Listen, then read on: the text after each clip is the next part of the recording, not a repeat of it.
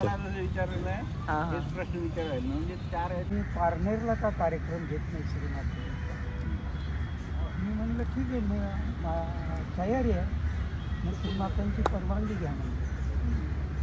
मग मी श्रीनाथांच्या चरणाजवळ गेलो आणि श्रीनाथांना विनंती केली की आपण पारनेरला यावं आणि तिथे पब्लिक प्रोग्राम घ्यावा. श्रीमाताजी पूर्ण ध्यानात होत्या, त्यांनी हो म्हणून सांगितलं. मग धुमाळ साहेबांना सांगितलं असं सांगितलेलं आहे, तर त्याप्रमाणे आता कामाला लागा म्हणजे. मग धुमाळ साहेबांनी मला म्हणले की तुम्ही श्रीनाथाजींना विनंती केली का की कार्यक्रम यशस्वी होऊ दे, सहयोगाचा हा पब्लिक प्रोग्राम. मी म्हणलं मी तसं काही बोललो नाही, फक्त आमंत्रण दिलं. मी म्हणजे जाऊन पुन्हा एकदा विनंती करा आणि हा कार्यक्रम यशस्वी होऊ दे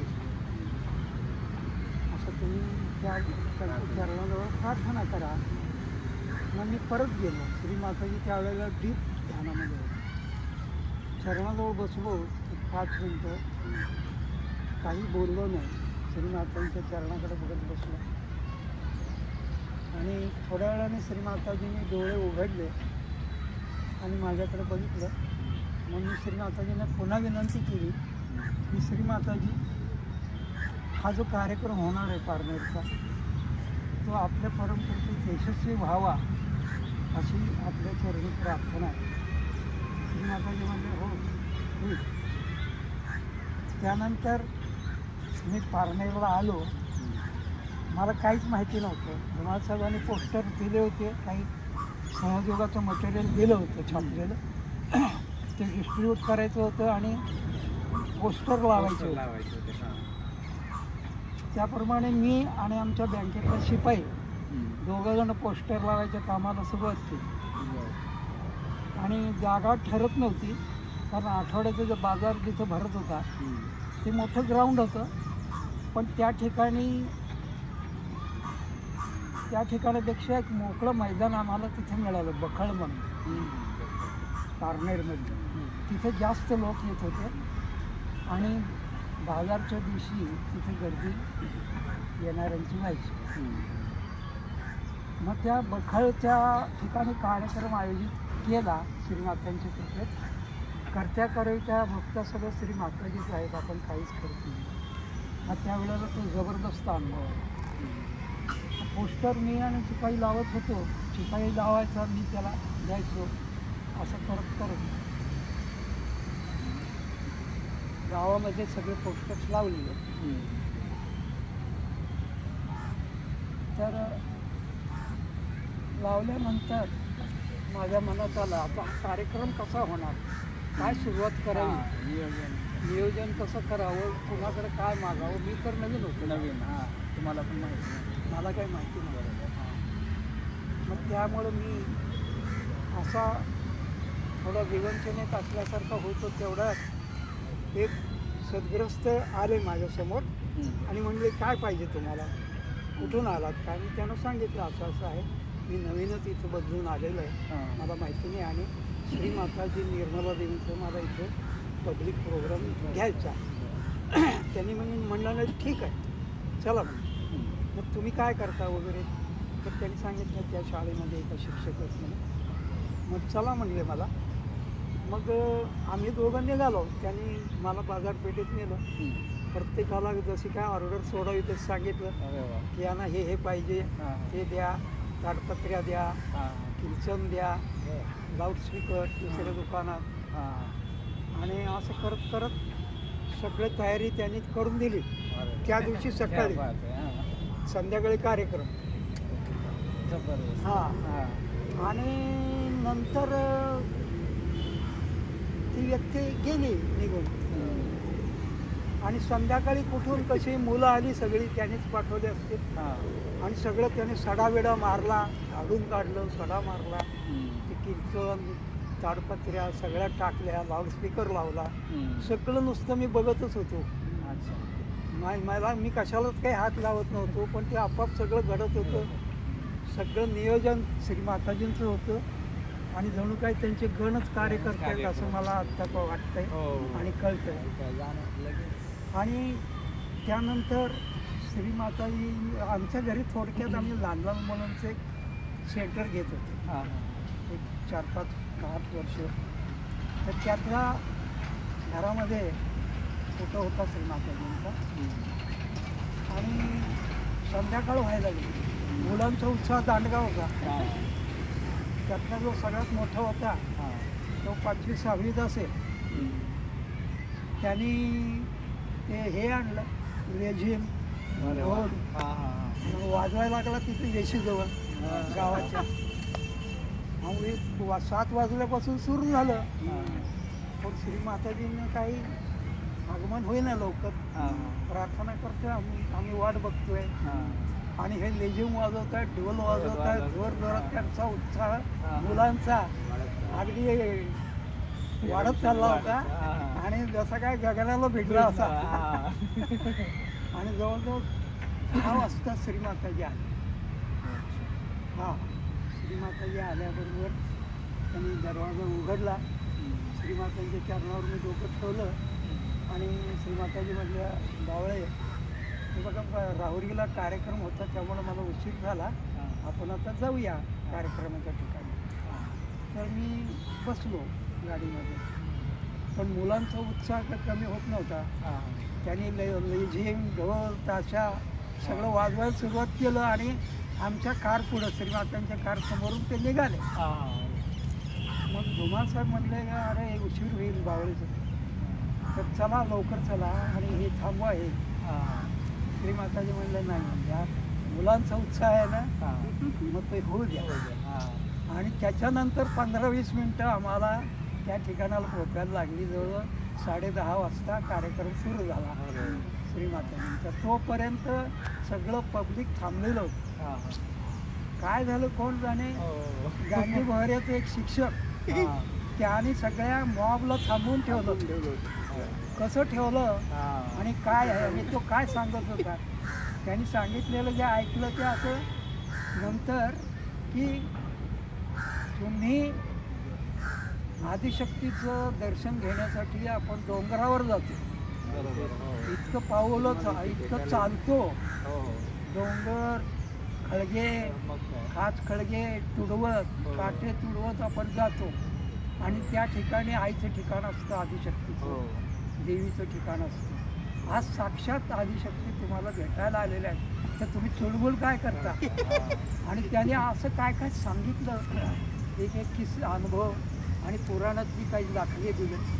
आणि मॉब असा थांबवून ठेवला. जणू काही ती श्रीमातांचीच किंमत. मग 10:30 वाजता कार्यक्रम सुरू झाला. श्रीमाताजी स्टेजवर गेल्या. त्यांनी सहयोग सांगितला आणि सगळी मुलं पुढं बसलेली होती. आणि श्रीमाताजी बंधनंसुद्धा कशी घ्यायची हे शिकवलं श्रीमाताजी. एवढा कार्यक्रम सुंदर झाला. लोकांचा एवढा उत्स्फूर्त प्रतिसाद मिळाला आणि इतका जबरदस्त लोकांना अनुभव आला जागृती घेतल्यानंतर की त्यांनी श्रीमाताजींची दुर्गे दुर्गट भारी म्हणून आरती केली तिथे स्टेजवरच. स्टेजवरच आरती केली. आणि नंतर मग श्रीमाताजी उठायला लागल्या. त्यांनी विचारलं धुमाळ साहेब की इथं काही राहायची व्यवस्था होईल का. श्रीमातांच्या कृपेत त्यांनी बुद्धी दिल्यामुळं सकाळी 2 रेस्ट हाऊस बुक केलेले होते. एक जरा बरोबर नव्हतं, एक नवीन होतं. थोडंसं लांब होतं गावापासून, पण सुंदर होतं. मग श्रीमाताजीने म्हणलं सहजोग्याने की बाबा इथं सोय आहे झालेली, रेस्ट हाऊसवर आपला मुक्कामाची सोय झालेली आहे, तर आपण मुक्काम केला तरी चालेल. मग श्रीमाताजी प्रसन्न झाल्या, उठल्या. रात्रीच्या जवळ 11:30 वाजले असतील. 11:30 12च वाजले होते. त्याच्यानंतर सगळे लोक निघाले, पण लोक जायला तयार नव्हते श्रीमातांच्या मागोमागं. आणि त्यानंतर एक सहयोगिनी लहान मुलगी होती, तिचे वडील आले आमच्याबरोबर. तर त्यांचं नांदे म्हणून नाव होतं. आणि आमच्या घराशेजारीच त्यांचा वाडा होता. म्हणजे मी जिथं राहत होतो भाड्यानेच घर घेतलं होतं. 2च खोल्या होत्या. छोटं गाव असल्यामुळं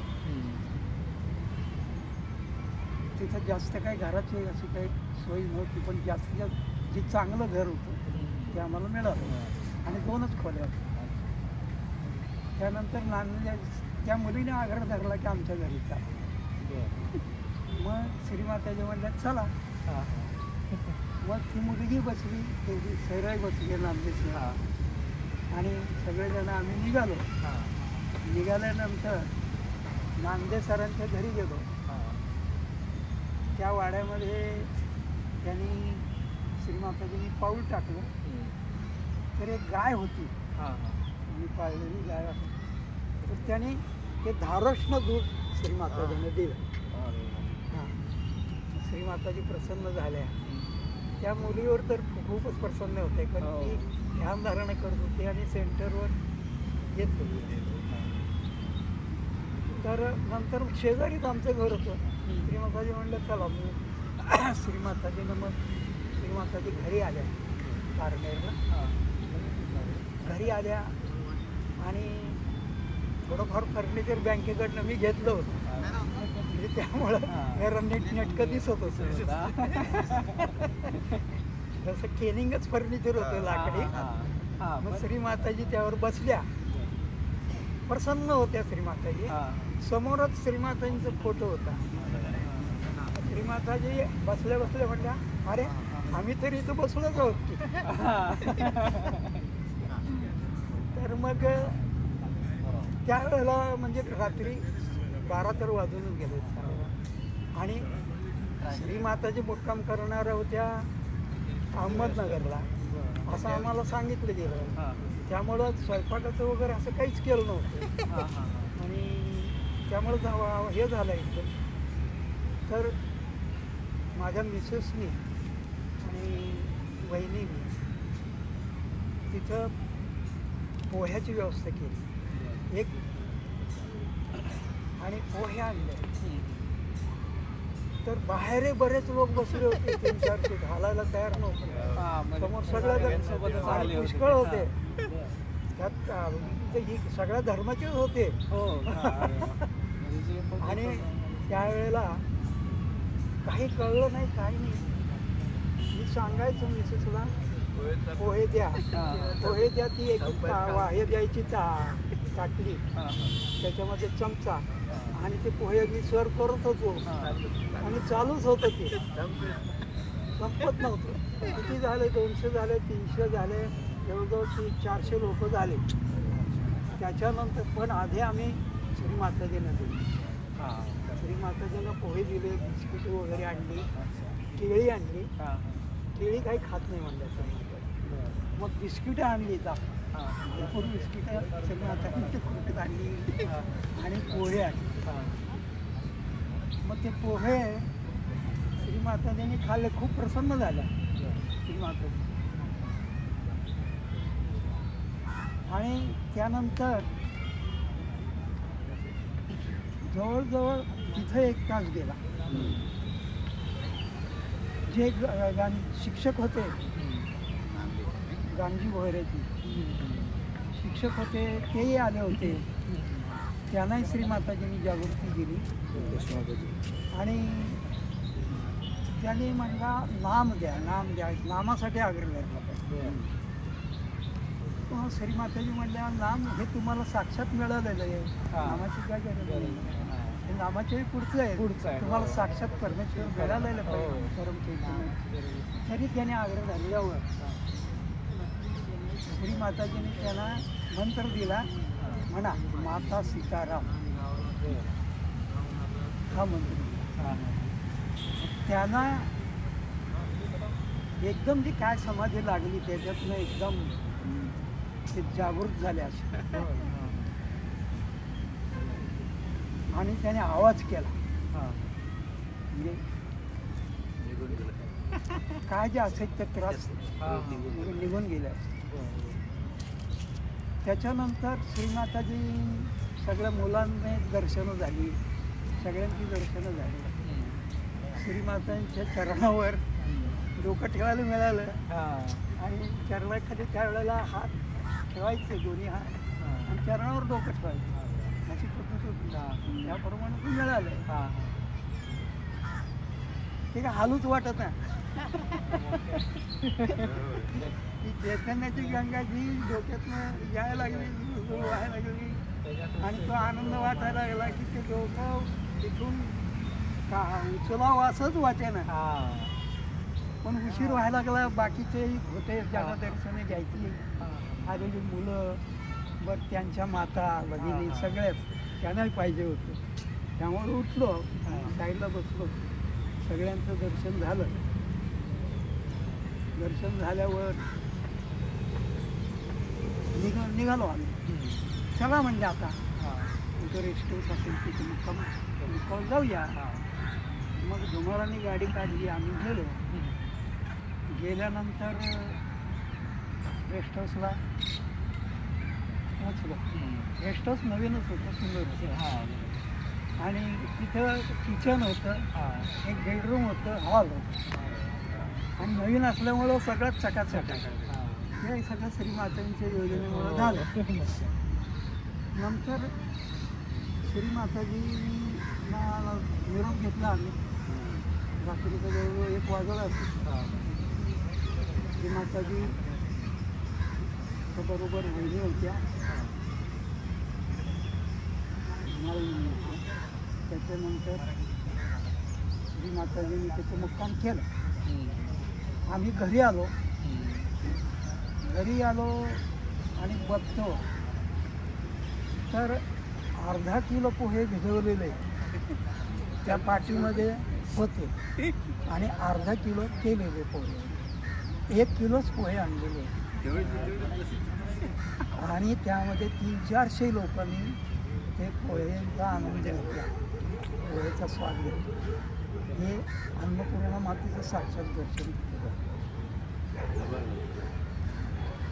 दुसऱ्या दिवशी सकाळी आमच्याकडे पाणी लवकर यायचं, 6लाच उठावं लागायचं. 6ला पाणी बिणी भरलं, आणि आम्हाला वाटलं आता श्रीमाताजी रात्री उशीर झालाय, उशिरा जाते. पण म्हणलं आपण लवकर जायला पाहिजे, म्हणून लवकर आम्ही धावत दोघंही निघालो, मी आणि माझी पत्नी.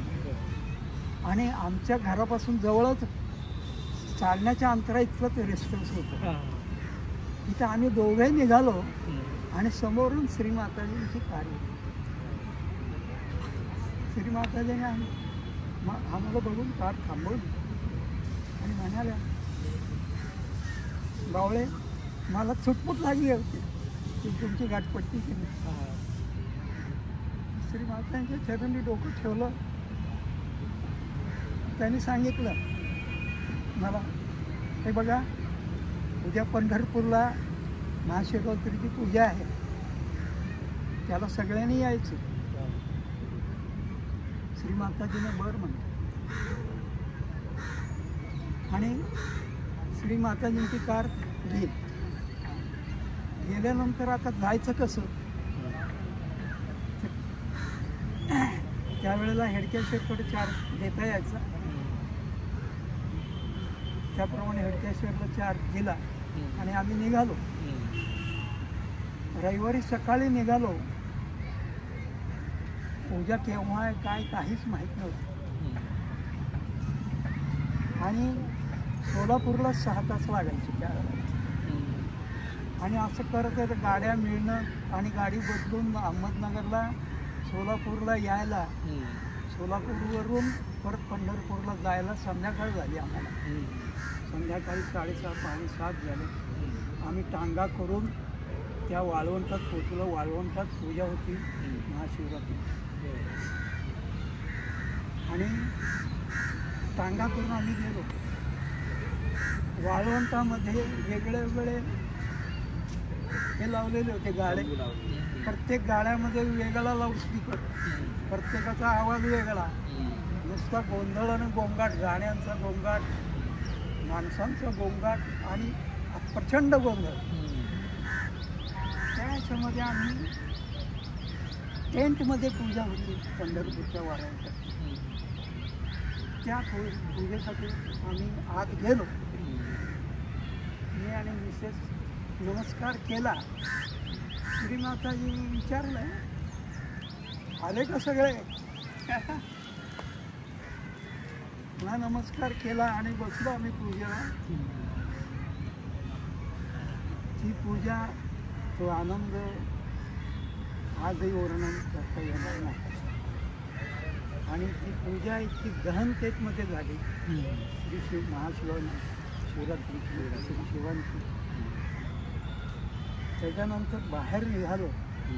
श्री माताजींचं ते चैतन्य आणि ते आदिशक्तीचं रूप पाहिल्यानंतर खरोखर जीवनाचं सार्थक झाल्यासारखं झालं.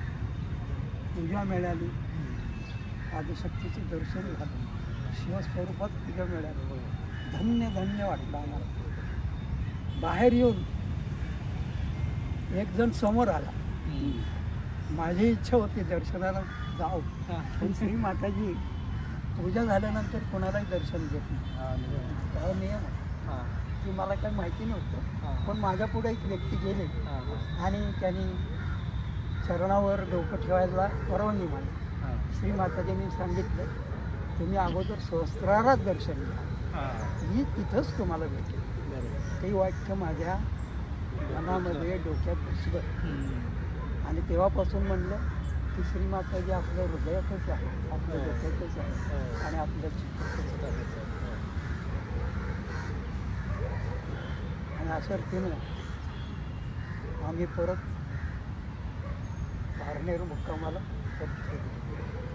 पण तो अनुभव आणि तो प्रसंग आजही मी जगतोय असं मला वाटतं. माझ्या दृष्टीसमोर तो प्रसंग हलत नाही, श्री माताजी हलत नाही. तो पब्लिक प्रोग्रामही माझ्या डोळ्यासमोरून जात नाही. ज्या ज्या वेळेला आठवतो त्यावेळेला श्री माताजींची ती वाळवण्यातली श्री गणेश पूजा आणि श्री महादेवाची पूजा मी विसरूच शकत नाही. इतका आनंद त्यांनी मला दिला की त्या अजूनही देत आहे. अजूनही हे चैतन्य वाहत आहे आणि हे त्यांच्या कृपेतच निरंतर निरानंद आपण सगळे सहयोगाने भोगूया आणि श्री मातांच्या चरणी आपण पूर्ण शरणागत होऊ. तुम्ही आता तुम्ही जसं म्हटलं की तुम्ही तो एक्सपिरियन्स जगताय, तर तुम्ही आता जे सांगितलं ना ते सगळं माझ्या डोळ्यासमोरून गेलं. म्हणजे असं वाटलं की प्रत्यक्षात तिथं होतं ना काय, असं सगळं अनुभव आले नाही का. असं म्हणजे साक्षात हे झाल्यासारखंच झालं. सांगितलं मी तुम्हाला की हे फार गहन पाणी आहे. अरे बापरे.